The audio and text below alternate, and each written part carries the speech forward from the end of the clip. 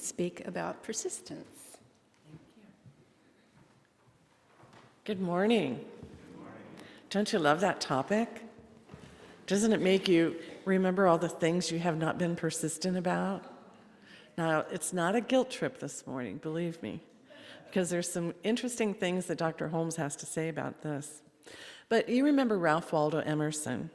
One of the things he said is, our greatest glory is not in never failing, it's rising up every time we fall. It's not that we fall and miss steps and fail, but it's the ability to get up and go for it again. Do you remember when you first learned to ride a bicycle? And wobbly, maybe with training wheels, and then no training wheels, and then you could really cruise around the neighborhood. One of my greatest failings as a child for my mother was on Easter when she bought me this gorgeous yellow dress, brilliant yellow like daffodils, beautiful. And our car was in the gas station, and we had to wait because it needed to be fixed before we could go to a family event. And they had just tarred the streets. And in my zeal and excitement to be able to tell my dad, the car's ready, we can go, I got on my bike and rode to the gas station, and I wasn't into that tar 10 feet until I fell over and my dress was covered with tar. Now, as a mother, can you imagine? I can't even imagine how mad I'd be. But I remember how mad my mom was. So whenever I think about learning to ride a bike, I remember the biggest time I ever fell. How did I, survive that? But I did. But you might have tried to play an instrument in high school, or maybe learn to play tennis or something, and you realize if you didn't quit right away because it wasn't your natural gift, that it took a lot of practice, hours and hours and hours of practice. But every idea starts with something that you want. I want this experience or talent or something, and you either go for it with persistence or you don't. I still can't take pictures with my cell phone. So my persistence is maybe when I'm retired in 3 weeks, I'm going to spend more time with my instruction booklet and learn how to use my cell phone properly. Because I never like to take time when I'm busy to figure that little handy gadget out. So dreams are never given to us, or ideas aren't given to us without the capacity to make them happen. It's just that we say, it's just too hard. Now, at 66, every time I have a great idea now, I sit down until it passes. I've got enough good ideas to last 3 more lifetimes. Now, I didn't make that up. Dr. Andrea used to say that all the time. I've got a great idea, but then I sat down and I just let it go by. So that is something that we do. Now, what I've learned about myself is my passion is spiritual understanding. And I realized I've been doing this for many, many years, and it's going to take the rest of my life, but you know what? I'm up for it. I'm up for it on a daily basis. I'm just passionate about it, ask Paul. I think it was Emerson who said, life was not meant to be made manifest by cowards. And the spiritual path is not a cowardly path. It takes a lot of work every day to stay on that path. Well, I hope you know, or if you don't, remember Baron Galosi. Tall, 6'4", played drums up here many times. Baron's an amazing person, very creative, very smart, developed his own cool piano guitar. And well, for years and many years, he's just kind of gotten by.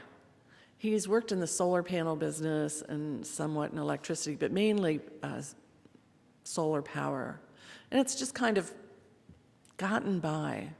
Well, finally, a few months ago, he said, I'm sick and tired of this. I'm getting older. I need more money. So he applied to several companies, and he was hired by a company in San Luis Obispo, which is a solar panel company. I was so thrilled for him, totally thrilled for him. He's on cloud 9. He barely had enough money to move down there. He met some friends who said, you can stay at our place till you get enough money for a down payment for our apartment. And he was so excited, and 2 weeks later he was fired. Now, Barron's been in this teaching a long time, and I heard about the firing, and I thought, Barron's okay.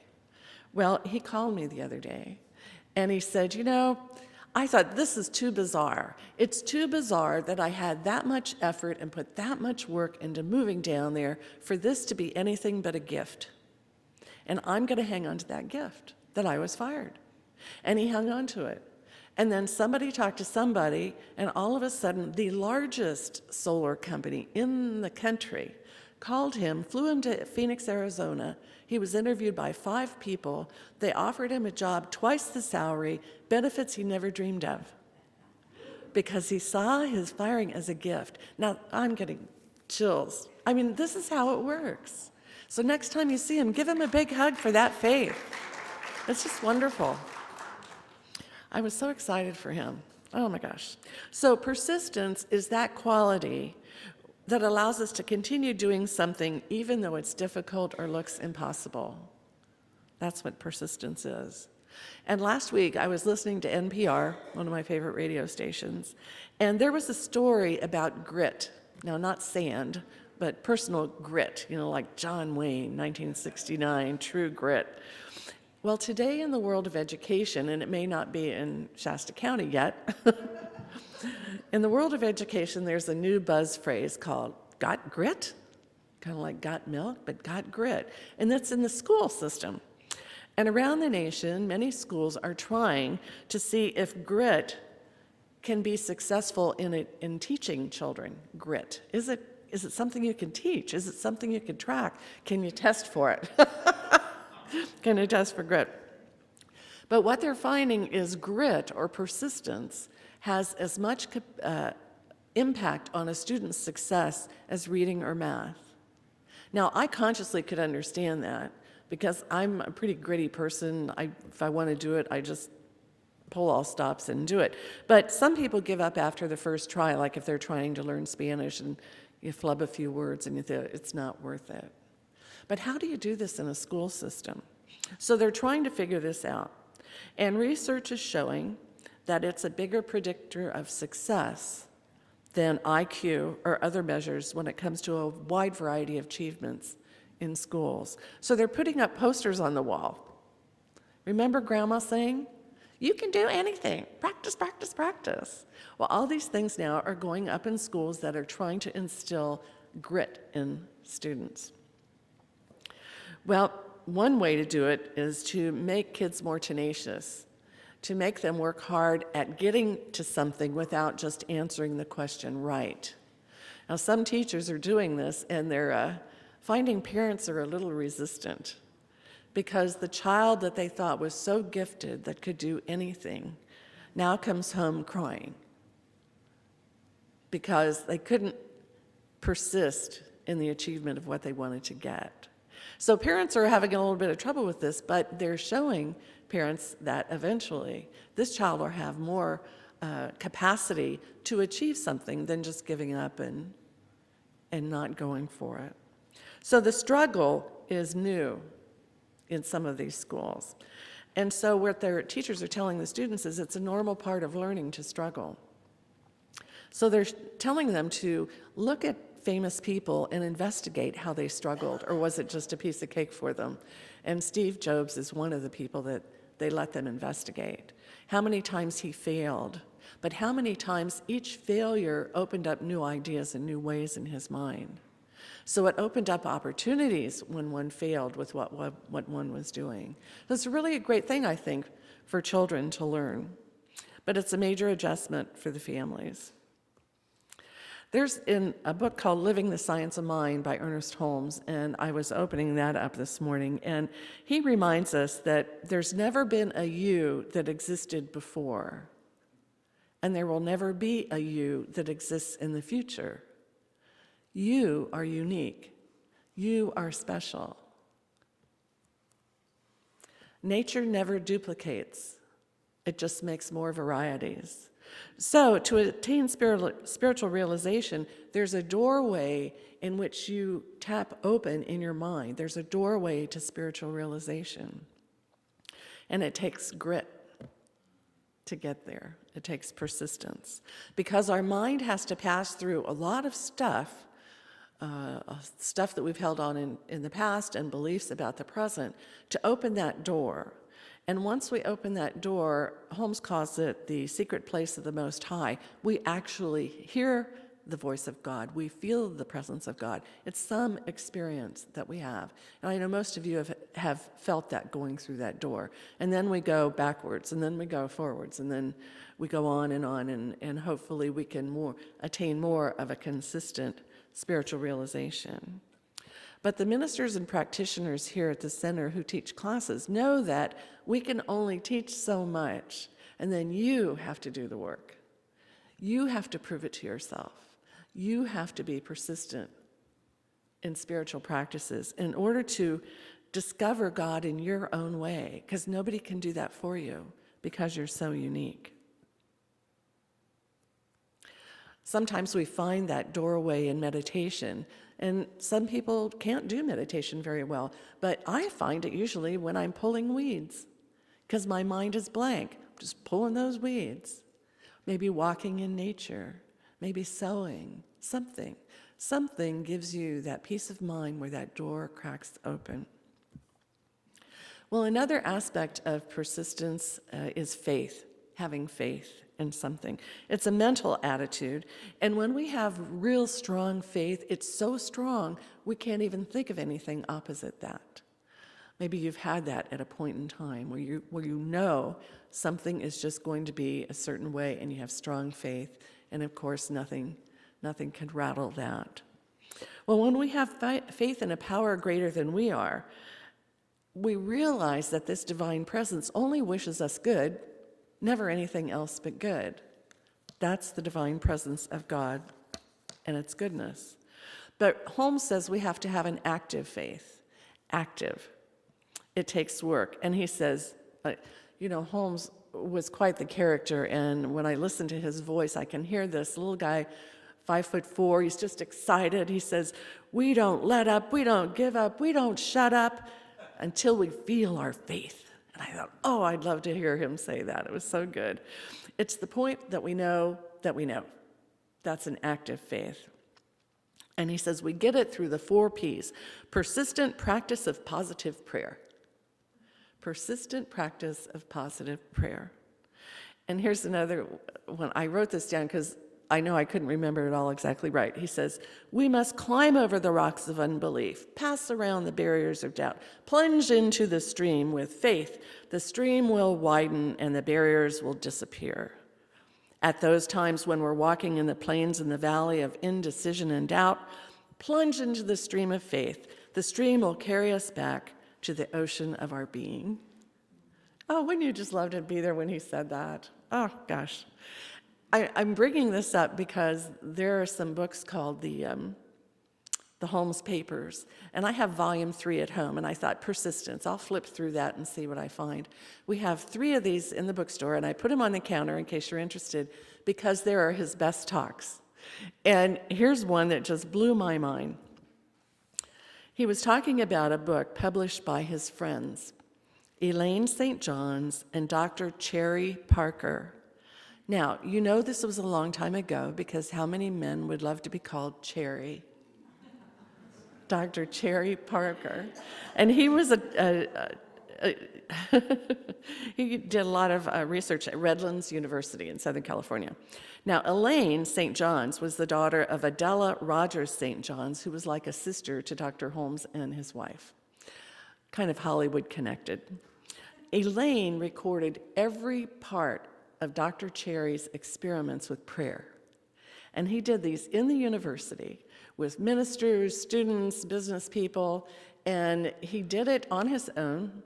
Holmes only read the results of it. And here's what he did. He reported that he did it 3 ways: spiritual psychological counseling, ordinary prayer, which is more of the prayer that most people use, more of a beseeching prayer to a God outside themselves. And the last one was called prayer therapy, or affirmative prayer, which is the type of prayer we do here. So 3 different types of prayer. And what they reported was that affirmative prayer had the best results out of all 3. The next best was psychological counseling, and then ordinary prayer had the worst results. So they concluded, and they published this in a book that I've ordered online yesterday because I never heard of Dr. Cherry Parker, and it was easily found on the internet. Their conclusion was that affirmative prayer was more successful because it was accepting what we wanted. It was an acceptance, a belief in consciousness, embodying it, praying for something, whether it's an emotion or experience or something. And it was affirmative. In the here and now, it identified the goal of the prayer.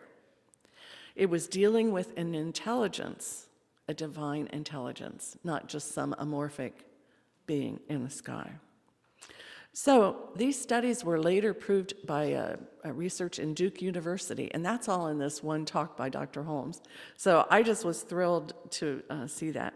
And he was so excited because these results came out of a laboratory, not a faith or not a religion. It came out of a laboratory, and who could disagree with that? So he said, it's the greatest thing that the world has been searching for all these years, a connection with the divine that one can get into and have results, support from the universe. And it didn't matter what religion it was. It was just affirmative prayer. You know, Jesus said if we had the grain of a mustard, if we had the faith of a mustard seed, we could move mountains. And I agree. Now, that was 2,000 years ago, but without prejudice, without superstition, we can do this through affirmative prayer. And of course, it takes a lot of faith to get to that point, which maybe I got a couple more decades left. I'll keep working on it. But what about this knowledge if we don't use it? I'm giving it to you. Holmes gave it to you. Buy one of those books, and you'll just feel his excitement. What if we don't use it? What are we missing out on? Well, on page 176 of Science of Mind, he wrote that the only secret is the persistence of our persistent ability to use the law and to continue to do it until we prove it to ourselves. Some years ago, someone was in my class, and they said, I've been praying all week for prosperity, and it's just not happening. Now, I've heard that from more than one person in my life. You go, okay, so you've been praying. What have you been saying? We go through that. Okay. Well, what's been happening in your life? Oh, nothing. But my son did visit, and I have a lot of medical prescriptions that are hard to pay for, and he gave me $200 to pay for my prescriptions. That's prosperity. Oh my God, it was, wasn't it? So a lot of times we just don't even notice. We don't see it. We don't know. And so when Emerson said, our greatest glory is not in never failing, but rising up every time we fail, I invite you today, because you are the person that God created to be here on this earth, to do what you already know, if you persisted, would occur. So today's the place. The time is now. And the words are in your own mind. They don't have to come from anybody else. They're in your own mind. So if you can identify what it is that if you persistently took on, you could accomplish things that would make you feel so good and so powerful and be a gift to the world, why not? Why not? Dr. Holmes also said, if you don't plant a garden, how's it going to grow? If you don't plant a seed, it's not going to grow. But you have to plant it, and you have to plant it in mind. You can't expect things to happen if you don't even talk with God and ask and know that you're supported. So the words have to come, and they have to be accepted by you. And then you let go with faith and pay attention. Pay attention to what happens. So you can attend classes, learn affirmative prayer. All these things are here for you. But at some point, you have to do them yourself. And it takes persistence. And that's what I'm blessing you with this morning, persistence. So join me in that. Today is a brand new day, created by God for a very special purpose. For each one here to find that point in their life where, with a little persistence and faith, miracles happen. Miracles happen every day. And you are part of that plan. So I know for everyone here this morning that the words have been heard, the teaching is there, and now the mind opens up to a reality beyond what it was an hour ago. And each one feels that connection with the divine, that each one of us is so special on this earth for a short time, for reasons we may never know, but we know they are true and pure and on purpose. So now we can relax in this day, knowing as we give it our best, the best is ours. This is the truth, and this truth sets you free to be all you want to be. And it is blessed, and so it is.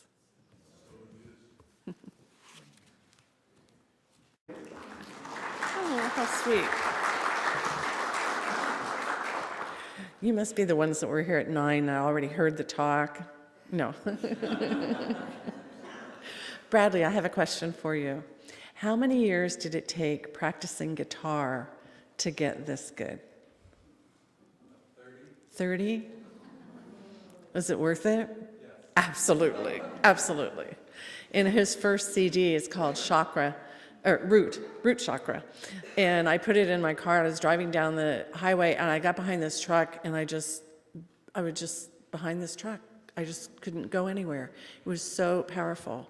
So I'm very excited about the next one. Yeah.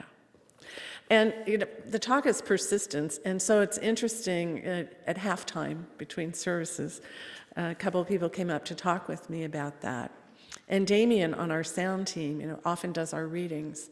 He works very hard at public speaking, and he's been practicing, and he's in a escalating contest to go to the world champion of public speaking. And I'm just so thrilled to know that. So thrilled. So I please keep me informed, because he's so excited he can hardly stand it. But he's really good, and you can tell that comes with a lot of experience, a lot of time.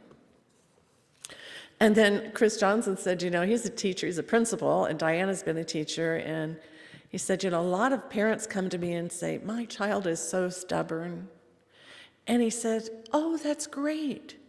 That's a talent, because if you can channel it, it turns into persistence, and that's good. So that's the topic here. And Ralph Waldo Emerson said, our greatest glory is not in never failing. Our greatest glory is in failing and getting back up and going for it again. And that's really true, isn't it? Although there are times that we want to stop, it takes diligent effort. Like when you first learned to ride a bike, the training wheels, then you took those off in the wobblies, and if you were like me, the falling downs. My worst falling down experience was when they tarred the streets in our neighborhood, fresh tar, and this is in the 50s, and it was real gooey. And it was Easter, and my mother dressed me in this gorgeous yellow dress, big flared skirt, bright yellow, and we had to wait for Dad's car to get fixed at the local gas station so we could go to Grandma's. So I thought, I'll just ride my bike up there. But to get to the gas station to see if our car was done, I had to go through a street that was newly tarred. And I fell over.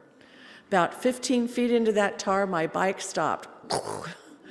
And I don't remember what my mother did when I got home. It's a blank spot in my memory.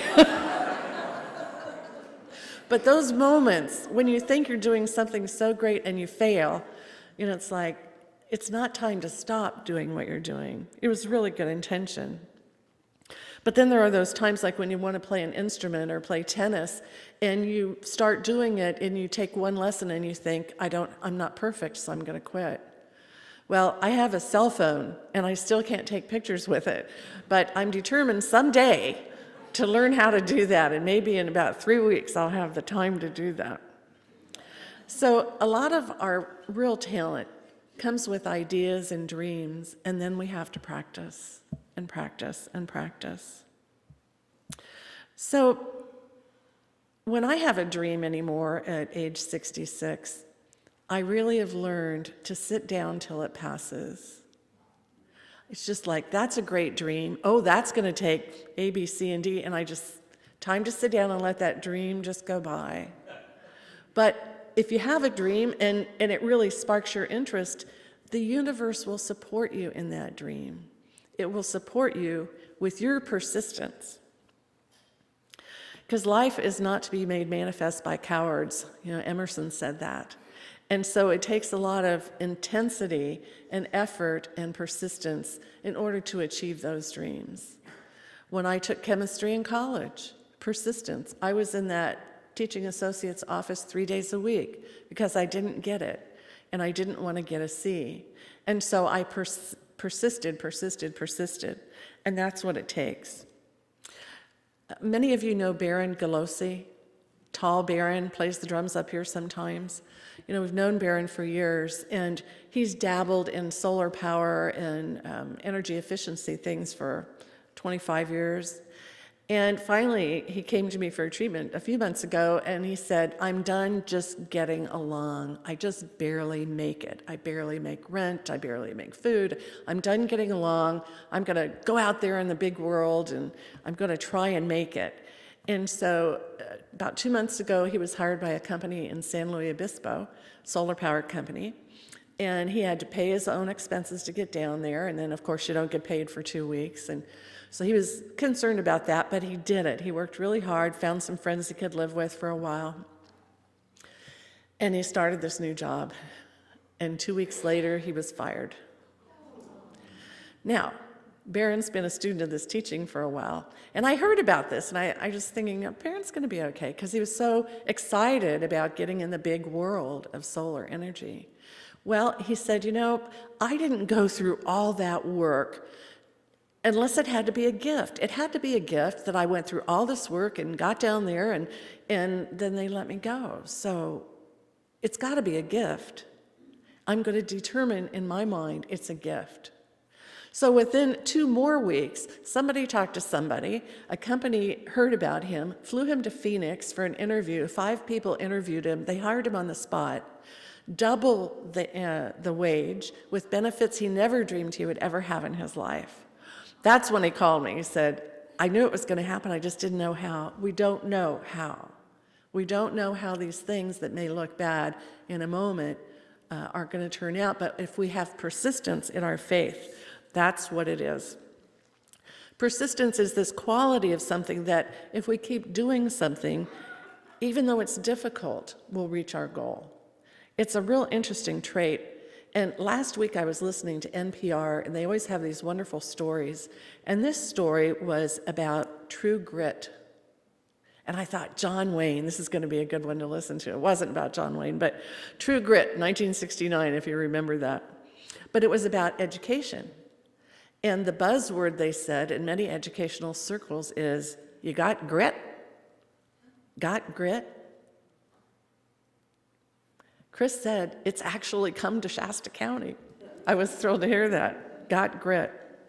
So a lot of the schools are seeing that grit, persistence in students is just as important as reading or math, that it will get them just as far as excelling in reading or math, because it's determination, it's resilience, it's that trait that teachers are trying to find out how to teach.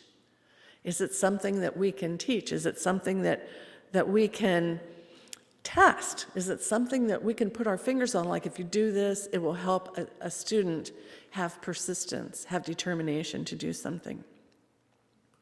So the research is showing that grit is a better predictor of success than IQ or other measures in a wide array of achievements. The Department of Education is trying to determine how they can assess grit. If it was John Wayne, he could probably figure it out. But they're working hard on that. And what they're finding, according to this interview, is that it's changing the culture of the classroom. You have to change the culture from just getting the answer right to efforting with it a bit and not stopping, like playing tennis. Just, yeah, I missed that ball, but I'll get the next one. And so they're asking students to talk about and learn about people that have been high achievers like Steve Jobs. How many times did he fail? How many times did his failure result in an expansive idea of what could really be? How do you get more new ideas out of something that didn't work? And that persistence is really a great character trait if they can develop it in the schools. So one teacher said, it's really difficult, not with the kids, because I pull them out of their comfort zone, it's with their parents. My child is gifted. My child knows what they need to know. Well, in order to be a success in today's world, it comes from effort and a kid that will sometimes cry. That's what upsets the parents most, the kids cry. If a student believes they can't do it, well, you know the truth, they won't. But if they believe they could, through the inspiration of a teacher. So now today there are motivational signs in the hallways, kind of like what Grandma used to say. Practice, practice, practice. You can do anything. And many other motivational phrases. And that's so refreshing to me. I just think it's really quite spiritual. In the book, Living the Science of Mind, Dr. Holmes reminds us that there was never a you in all of eternity like the you are today, right here. This you that is in this life has never been done before. Just look at how many people are here. Multiply that by a few billion, each one unique and individual. Nature never duplicates. You are one of a kind. So what happens in our spiritual journey is that there's a doorway in our mind. It's like a doorway that all of a sudden, when you study, pray, pray, pray, be with people of like mind, there's a door that opens to the truth of you, who you are, that you are so valued in this life. But only you can open that door. Of all the ministers and practitioners that teach here, we know how far we can go in presenting information. But then it's up to you as the person, as the soul that you are right now, right here, to open the door, to find your way to God. And you might do that through meditation, hiking, art, singing, playing instruments. You might find it, I find it usually pulling weeds. My mind just goes on somewhere, I don't know where it goes really, pulling weeds in the yard. It's just that quiet place where sometimes I can really tap that what is called the secret place of the Most High.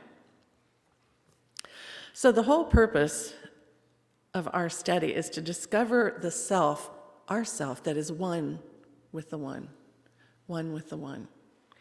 And so it's mental work and also heart work. And I find it so interesting over the past couple of years as Sue and I have been interim co-pastors for those who are new. I'm the mental one, and she's the heart one. And she's learning to love my spreadsheets, and I'm learning to cry.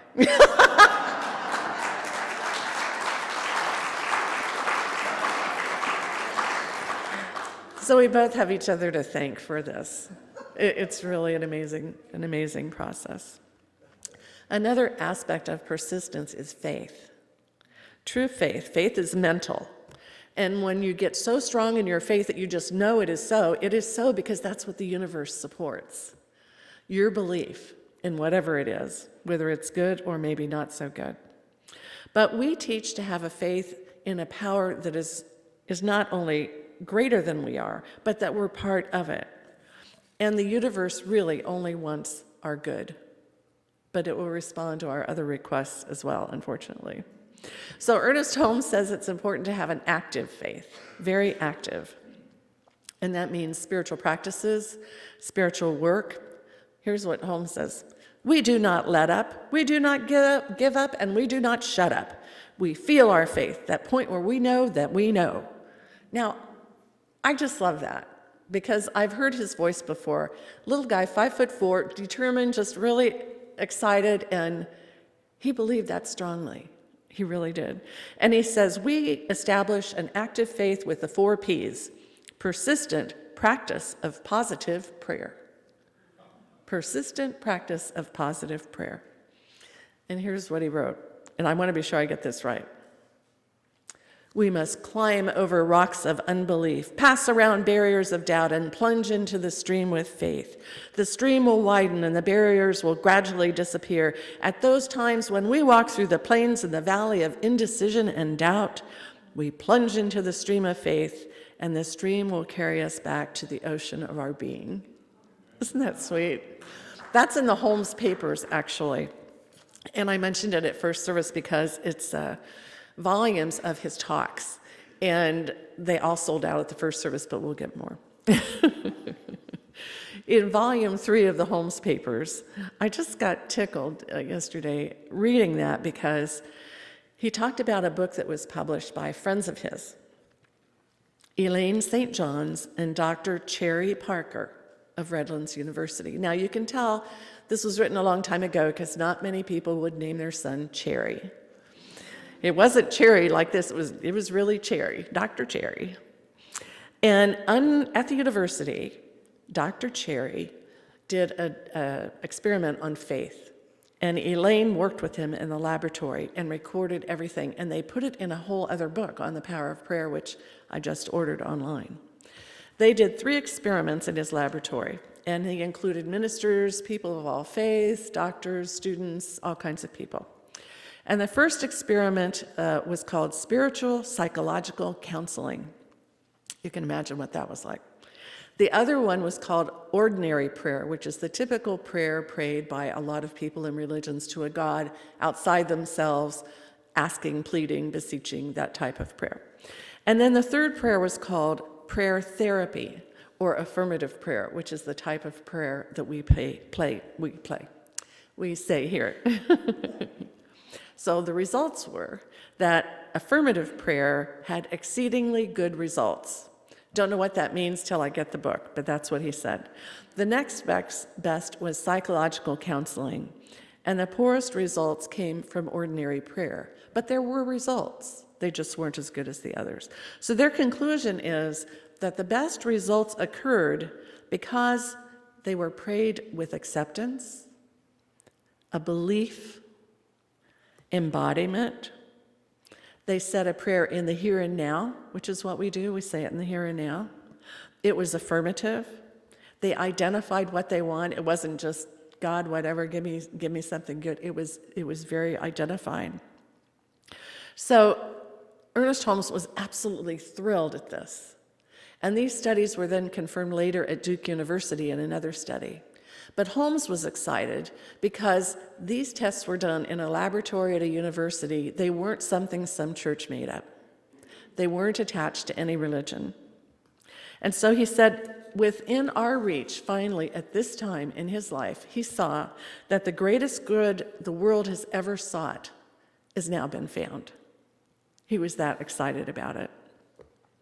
You know, Jesus said, if we have the faith as a grain of mustard, we can move a mountain. And it's really true. But now, 2,000 years later, without any superstition or prejudice or superstition, he said, without the claim of any special spiritual revelation, the mystery has been resolved to reveal the simplicity of the thing which runs like a golden thread through all. The mystery was solved. So what is this news if we don't use it? Is it any good if we just have it on our bookshelf? No. We have to use it, and you can use it. You're using it whether you know it or not, but you can channel it in a way that improves your life dramatically. In Science of Mind on page 176, Holmes wrote that the only secret is the persistent ability to use the law and the determination to use it until we prove it to ourselves. You'll hear that in every class. It's not working for me. Well, what have you been saying? How have you been praying? Well, one person several years ago, I've been praying for prosperity, and it's not working. We hear a lot of that. It's not working. I said, well, what are you saying in your prayer? Well, it sounded like a pretty good prayer. And I said, tell me, this last week, what has happened in your life?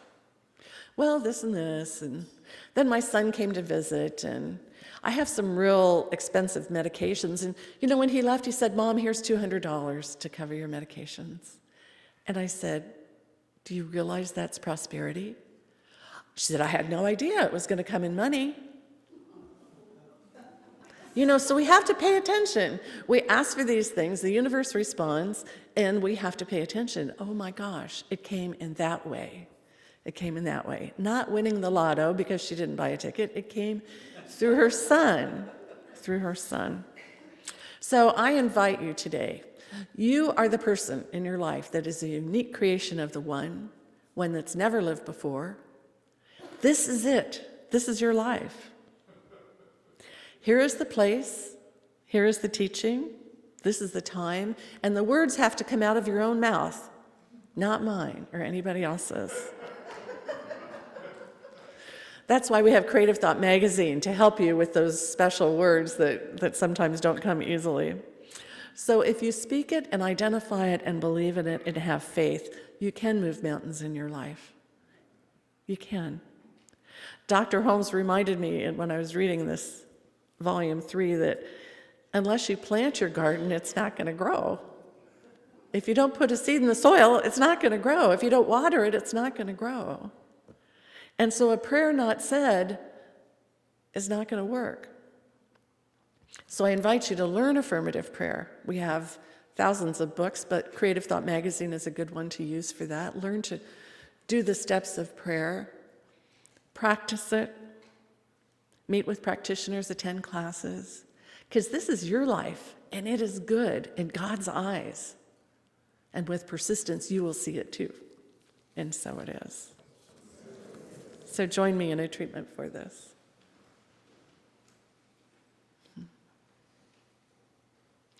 In this moment, my mind is open to greater possibilities in this life for everyone here in this room.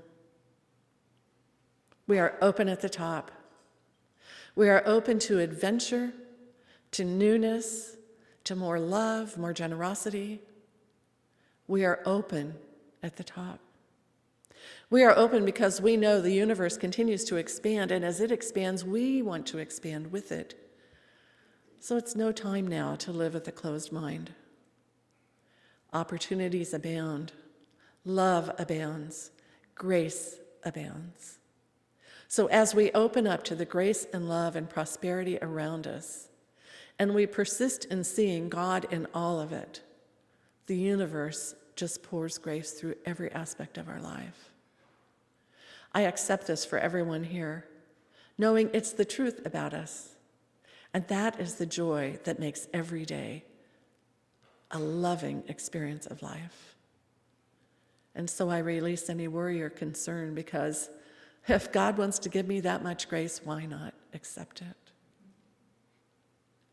So I let love blossom in every heart and every soul.